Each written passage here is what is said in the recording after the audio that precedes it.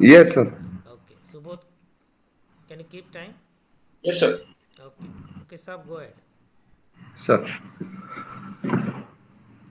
Good morning, sir, and my dear friends. Education is basic essential need to each and everyone because it helps to us get a job and other opportunities. Yes, friends. Today's my topic is National Recruitment Agency. What is the National Recruitment Agency? It is nothing but it will a agency that will make a all center jobs in a common platform, and it will take a common entrance exam for the all center jobs. It is a, why we need to that type of agency, because it will save time and money to the those person who are applying for the job, because it will provide a common platform in each district. Government had made a plan to set up around 1000 online center in each district, so student can get a good opportunity within a time and without spending more money. And in particular agency, government also added 117 backward district, they are not getting a good opportunity, so those person will get a good opportunity through it. And it will also take the exam online, and after finishing the exam the result will announce, so candidate will be able to apply for next exam. And it will also save money for the candidates, because in particular agency it will take a common exam for all jobs, so it will reduce the burden of the books and other materials. Through that, after the clearing the stage 1, the whole agency will take exams separately. But friends, there is some challenges in which first we can say the connectivity in our nation. Now we are facing lot of problem, because whenever that type of exam will be conducted, that time server will definitely get stuck, because the load will be increased. So we need to work on that direction, so we can get 30 seconds. good connectivities. And another one is, now we need to set up that type of scenario, so each and every person get knowledge about that type of agencies. And we can adopt other things, so we can overcome that. So government now working on that sector, because the 5G is ongoing trial, so after some time it will be implemented, and it will be definitely good for the all. And lastly, I would conclude my topic with my opinion. Friends, it is a good step taken by our government, so it will definitely help to each and every candidates. Thank you. Okay, Mukesh sir, good. First time someone spoke on this topic. But yes, it is coming up. National Recruitment Agency, where there should be a common platform, common exam taking agency, and instead of going for various exams, can we have common exam like CET for all types of recruitment? I think things are getting materialized towards it, and for bank or railway or all kinds of departments, if you have common platform, it will ease out procedure for students. It can have um, win-win situation, and resources and energy saved at both end. Let's see how it goes on, because 2019-20 it was proposed, budget was allocated to have this kind of system. It is coming up like something in bank, IBPS, that was doing the same thing for all banks. Agency is conducting the recruitment, but something government can do for entire recruitment. This I think we need to find more how things are developing, shaping in this field. Let's see how it comes out in future. Okay, Renuka, ready? Yes, sir. Okay. Mukesh, up keep time. Renuka, you can start. Okay. Good morning, everyone. For today, my lecture topic is Digital India. So, Digital India is a massive campaign that was launched by Government of India in the year 2015, and its implementation is still going on right now. Also, and it was launched by the Government of India to uplift the usage, maximum usage to be done on the technology front in India, and its main objective where the government services or the e-governance that the new term is coming around should be available or accessible to most of the citizens electronically by improving the IT infrastructure or the online infrastructure of the country. Digital India, as it was launched in 2015 till now, has achieved and impacted in many ways on our country. Like the digital payments is one of the biggest thing that has overcome in the country and is now prospering as well, which has made the simple cash payments replaced by the digital payments, and it is very easy and efficient for the country as well. uh, there are again many achievements attained by the Digital India platform, as it also has create the smartphones are available to everyone, and the COVID era due to the COVID era, e-governance and education and IT sector has been prospering still because of this Digital India program. There are many pillars of this program that hold on to it, and hence need to be furnished further also, like the IT jobs for everyone, that the public internet access program should be there, or the hotspots should be created for the like Wi-Fi purposes, which is still going on, implementing in the public sectors like railways, railway stations and airports. But there's still a long way to go on. There are still significant payments, but yes, there are major impacts and situations that need to be handled as well. The digital divide is one of the thing that it should be looked after, as India's most of the population lives in the rural area. And yes, they are aware of the smartphones, but they should be available to a particular channel, and a particular channel should be created so that they can access the government services or the e-governance platforms that are made for them. Then the next one is the e-governance. Last Like freezing these are second. many e-governance portals are already there, for the farmers, rural area peoples, remote area peoples, but they are not aware of them, and hence cannot register and take the benefits of it. The awareness of this should also be given for it.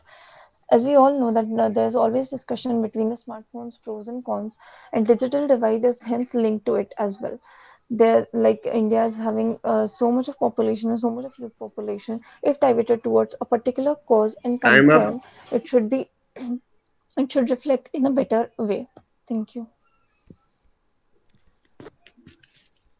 Okay, Digital India. Maybe COVID period has pushed further how we need to be digitized in every aspect. There is no way we can't remain behind now. Everywhere we will see the impact of digital platform. Today we see a lot of inaugurations, lot of conferences, lot of things which used to be time consuming, travel consuming, and people were coming together, that can be avoided. It is easing out a lot of things. Education has completely changed. We don't know whether it will have more positives or more negatives, but yes, we are through a transition where we are witnessing a digital transformation. Our life is getting impacted, and that is how probably we will learn also how many pluses and minuses are there. But that is for sure, we are getting digitized slowly. You see, the technology is impacting every aspect of our life, our shopping, our education, our office jobs. You see, around everyone is now work from home, or the even in offices, someone is going to offices, their conferences are changing the modes of having it. It is mostly on virtual conferences now. Prime Minister, without visiting many places, is inaugurating many things. That is also a different thing which is happening now. And more than that, world is becoming more transparent. Everyone is getting to know what is happening. That is interesting. Okay, who is ready now? So, Right. Okay, Dubey Saab, Gurjant Saab is there. Okay, Gurjant so Saab, you go next. Renuka, keep time. Yes, sir. So you may start. thank you, ma'am. Good morning, sir, and my dear friends. Energy is the most essential requirement of the modern digital era. But energy at the cost of environmental pollution is not good. So, are scientists and policymakers and innovators working towards sustainable energy sources? So, friends, next 2 to 3 minutes, we are going to discuss about green energy corridor. Recently, the Cabinet Committee on the Economic Affairs approves the scheme on Green Energy Corridor Phase 2 for intra-state transmission system. Phase 1 of the green energy is already under implementation. So it is very important initiative taken by our government or our society to adopting the green energy sources. The objective of the green energy corridor is synchronization of electricity produced from renewable energy sources to achieve the target of 450 gigawatt by 2030 to interconnect the all states to transmission the electricity. It will promote ecologically sustainable growth. It will also generate the large scale employment. Many of initiative taken by our government and international organization like International Solar Alliance, One Sun, One World, One Grid, National Solar Mission, PM Kusum Initiative. These all initiatives are taken by our government to adopt the green energy and sustainable energy sources. So some of challenges to achieving this target. First is this initiative and this type of green energy corridor required huge amount of finance. So as we are developing country, we are focusing many of sectors. So it is also a challenging task to focus on green energy sources to provide sustainable technologies and also to set up the green energy sources and the technologies. So another challenge for this initiative is land acquisition, as every area is not suitable for green energy sources to set up green energy sources and also to interconnect the states. So when our policy maker and decision maker when take decision, this land will be Last 30 seconds. utilized by the green energy. So the next challenge and the task for our policymaker are to acquisition of land due to uh, due to collaboration of and the due to policies between and relation of the interstate and center government. So another thing is creating manufacturing ecological system because of we have not good in technology of green energies. So everything we have Time to up. import from other countries. So some of way forward to set up this good initiative to identify the areas for wind energy and hydro energy to set up energy sources. Storage is also a next area to think about and ensure the setup of green energy sources. And we should also revise the electricity subsidy to ensure only requirement amount of energy is consumed. So lastly, I conclude my topic with this point: by making the policies, by giving enhancement to the technology, we can implement this initiative very well. Thank you. Okay, Gurjant Saab, good.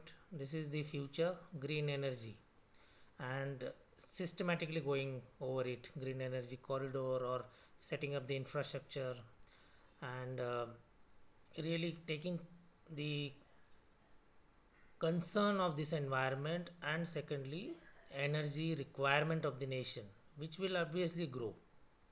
50 years back probably we needed very less energy. Today everything is revolving around energy. So we cannot have conventional, the traditional way of energy producing methods. We have to have environment friendly, where we are taking care of environment. Yesterday there was a metro inauguration in Pune. So that is also energy conservation thing, public transport, and that too metro, where it is a electric driven metro. So these are the measures. Everything is getting channelized in terms of environment friendly and secondly energy efficient. Suppose a metro carries 5,000 people, 5,000 individual vehicles are taken out from the road. Public transport strengthening will be required, and metro is one of the efficient way. Okay, Dubey Saab ready? Sir, I'm ready. Yes, sir. Sanjivani is also okay. Next will be Sanjivani. Dubey Saab, go ahead. Gurjant Saab, keep quiet. Yes, sir. Thank you, Sir, sir. Dubey sir, you may start. Okay, thank you, sir. Good morning, sir, and my dear friends. As we all know, for living a happy life, we need such basic things. And like if we want to go anywhere, we need some transportation. If we want to run some machinery, we need some we need some oil and thereafter some resources. Yes, friends. In next 2 to 3 minutes, I would like to tell you about rising of oil prices, reasons and impact. For easy understanding of topic, I'll cover it in 4 parts. What is the present scenario and why there is a issue, why there is a crisis of oil, and thereafter what is the impact and what is the way forward. Friends, firstly, what is the present scenario? We have seen that whenever there is a less availability of resources is there and demand is high, at that time definitely there is a rise of prices. We have seen in any of the sector, even if you will see that if less food grains are available, then definitely the rate will be high. In the same manner, if oil is less, then definitely the rate will be high. So, friends, what is the reason behind it? Friends, we have seen from last few days there is a war between Russia and Ukraine that has created a lot of problems for each and everyone because there are natural resources and they are full of the natural resources like oil and thereafter natural gas. And thereafter, when we have seen that the supply of natural gas has been stopped, definitely there is a issue of oil, and there is thereafter instability in this region because in that particular region, like if we will discuss about Saudi and other countries, there is a definitely there are some issues are going on always, and thereafter shortage of over storage of oil by the big players because they are storing a lot of oil in their containers. That's why there is a shortage of oil, and whenever there is a shortage of oil, then definitely it is creating a lot of problems. Over exploitation of oil is there,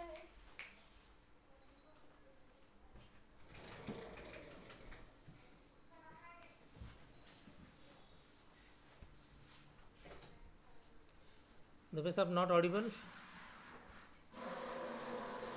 of oil is there by using a number of private vehicles. We are enhancing the vehicles day by day, and number of other oils also. So these are also creating such type of problems. What is the impact on the environment? There is an impact on the environment because we have seen that these are not environment friendly, and we have seen global warming going on due to this more modernization or more industrialization, and thereafter there is an inflation. Whenever there is a rise of oil prices is there, then definitely there will be inflation because whenever we are thinking Last that 30 if seconds. anybody is going to sell their produce in the urban areas, then definitely they will face that if rate of oil is more, then definitely the oil rate of any of the produce will be high, and thereafter conflict between the nations, it will definitely bring conflict between the nations because every nation want to hire such type have such type of things which are natural resourcefulness. That's why we have seen in South China Sea they are creating that type of problems.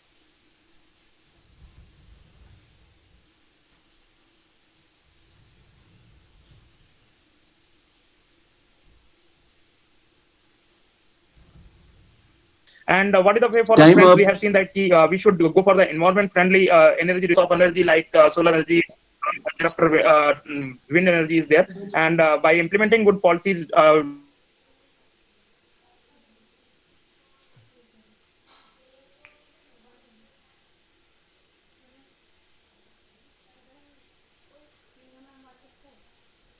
we can definitely check over storage of oil and thereafter So at the end, friends, I want to say that by having good policy and by bringing some changes in our behavior, we can definitely face the challenge of rising of oil prices. Thank you, sir. Thank you very much.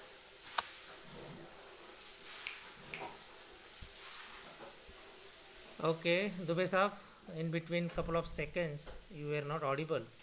but we could make out.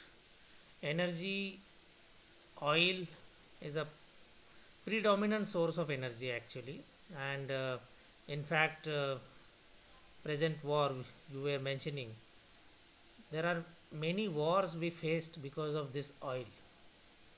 Directly or indirectly, there are some concerns because oil is a very important factor, and it has tremendous impact on international relations, strategic decisions which the western world have taken in the past. Ukraine, Russia, even the gas pipeline of Russia, these all things are very important. Today we are going to face a crisis of price rise, there is no doubt. Only thing, elections are going on, probably we'll see price rise going beyond certain limits now for time being. But one thing is for sure, that oil has been a concern and it has been the major reason for wars around the globe. See the impact of it in the international arena. There are few fortunate countries who have got more reserves, and that is how they have been strong also. Okay, who is ready? Sir, I'm ready. Sir, I'm Subodh. ready. Sanjivani, you will be next. Subodh has taken card. Okay. Dubey sahab, keep time. Subodh, yes, sir. Subodh, you may start. Okay, sir. So good morning, gentlemen. My today's lecture topic is discrimination. We could term discrimination in Hindi as Bhedbhav. So discrimination, we can divide it discrimination on the basis of language, region, caste, creed, sex, gender. Then the subcaste also there in the discrimination. So if I talk about the discrimination आप in बोल रहे थे इसलिए yeah, हाँ discrimination is very prevalent. If we can, if we can go for, if we can go in the back, if we can go in the ancient times of India, so discrimination is on the basis of caste, as well as women's and the lower caste people. They frequently face discrimination, and they could not be able to, and they are not able to allowed in the some rituals, or we can say it as to study Vedas. So from that point of time, discrimination is happening. Discrimination is not new to us, but it frequently is present in our society from ancient times, since ancient times. And if I talk about the further discriminations that that after the advent of British in 1600, so we see the discrimination is completely changed. So there is discrimination between the upper caste and lower caste, because the people who are from the royal background, so the Britishers behave like a gentleman with them. But if they face some kind, or if they encounter with some kind of lower caste people, so definitely they will use derogatory languages, or they treat them as as a inferior to them. And from that point of view, discrimination is still increasing. If I can see, if I can tell a lot of more things about the today's in today's era, there are lots of discrimination on the basis of it, just like on the basis of language, on the basis of religion, we are divided. And if I talk specifically about India, so India is a very diverse nation, and we are divided on the basis of this religion, caste, creed, and this frequently arises a lot of tensions. So if I give the example of Belgaum is located in Karnataka district, but still the people are very much but the people are very much serious about that. They want to join the Maharashtra, because the majority population in the Belgaum, it is of the Marathi community. So they want to join the Maharashtra. So we are divided on the basis of religion in these kinds of things, and the discrimination is very frequent in the Belgaum regions, because the two peoples are frequently blaming each other for the drawbacks of the governments. Then if I talk about Last. northeast region, the people same kind of thing they are facing, that is the problem of their language, as well as the discrimination based on their language, as well as their cultural and ethnic identities. Now I would give the current example, that is the Russia Ukraine conflict. So it is also one kind of discriminations that the Russians are doing to the Ukrainians on the basis of the region that they want to capture. So lastly, I want to conclude that, and according to my opinion, until or unless we eliminate the discriminations, we will Time not out. develop, because these kinds of things, if these kinds of inferior thoughts is still flooding in our minds, so how can we think of the development? And definitely our nation will not develop. So if one wants to see the discrimination free society, so one should join army, navy, or NCC, or any kinds of armed forces and police forces. So it will give clear messages to the people so that they can develop in the near future. Thank you. Okay, good. Discrimination in general is a vast subject. We are living with discrimination. There is a differentiation, and to some extent, it is okay because there will always be people around us, and based on our perception, we will be discriminating whether someone is more intelligent, less intelligent, fat, thin, black, white, or religion, region. Then many kinds of areas are there where we will be discriminating always. That is our nature. We are human beings. We have been discriminating people, gender based, IQ based, color. So international level, yes, groups of nations are formed. That is also one kind of discrimination where some of the countries are welcome, some are not. That is maybe geographic or allied interest, common interest is the discrimination then. But there can be areas where discrimination is welcome. Suppose peace loving nations. This is a positive discrimination. When someone is not peace loving and we are secluding them, we are keeping them away. Okay, Sanjivani, ready? Yes, sir. Okay, so both keep time. Yes, sir. You can start. Okay, good morning to all. Today my lecture topic is Startup in India. Startup India is a Startup in India is a campaign announced by the Prime Minister Narendra Modi on the 6 October 2016. The motive behind this campaign is to encourage the entrepreneurship in our country and encourage startup in creations. The Startup India initiative also aimed to promote entrepreneurship among SC, ST, and uh, women community. Then the scheme has encouraged entrepreneurship to come up with their startup plan. Startup plan. India ranked third global in startup industry with the register of startup. The government has set up new collaborated across the country on the public private partnership mode.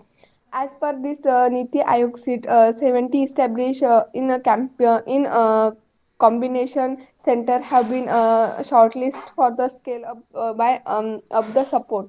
The Startup India has the Startup India has been operational from the 1st April 2016. For any queries about reorganization as a startup funding or avoid the tax benefits.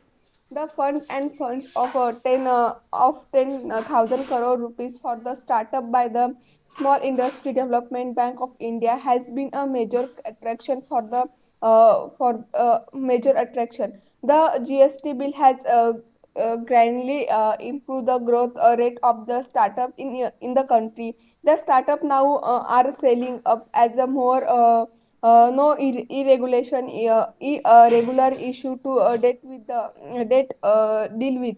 But the some failure of the startup in India is firstly the Startup India scheme has received around 1,368 application by mid December in last year. The Department of Industry Last 30 Policy seconds. and promotion by only accepted 500 application for an reorganization as a startup. The concern of the domestic angle and the capital gain tax remain largely understand. The total amount of funding secured by India startup has also dropped by 47.7%. So lastly, I want to Time up. conclude that the camping is a good startup for the startup industry in India, but the implementation of the scheme has not been properly. The development being made with the time will bring the industry to its goal. The decreased corporate tax and the increased possibility will help to young entrepreneurship make successful business with great else. Thank you, sir. Okay, good Sanjivani. A lot of improvement. Startup India is a proud thing which we keep saying, but it is not yet taking shape in the real sense. We need more thrust on it, we need more participation, and huge scope is there because we have huge population. We want to have this spirit in more um, in a big way. See, we have to compete in the modern world where China is a biggest production hub, and there are so many opportunities where we can really exploit from our strength. Our population is more technological, India is there, people are really talented, and we can really utilize the strength. And startup India is not about just making something more, it is the need of the hour. Today India requires that kind of momentum. In the COVID period, we saw how in the isolated world we needed our own production. And if we are not going to produce more or have self dependency, self reliance, we will not be able to dominate in today's world. See, those who are strong nations can dictate anything what Russia is doing today. If you are self sufficient in many regards, people will listen to you. That is the uh, reality around us. China, if does something, nobody has got enough strength to object. US does something which has been the history, nobody could dare to open their mouth. So, what is the real strength? Economy. Where it revolves? Production. And production in all aspects. We are producing more agriculture, but we need production in defense sector, chemical sector, steel sector, vehicle sector, now solar, everything you name a thing, we need more production because we have got the biggest advantage of strength, people. We can employ so many people who are unemployed today. We want startup where small startups can have 10 people employing in a small unit, and we will have so many problems sorted out. Unemployment will be the biggest problem which will be sorted out, and it is a win-win thing. A person who is unemployed getting the employment, production is going more, GDP is going more. That is how things will be great. Okay, anyone who is left? Nobody? So we can sum up, we can end here. If there is any doubt you can ask. No. Okay, we will end here. Have a good day. Bye. Jai Hind. Jain sir. Thank you, sir.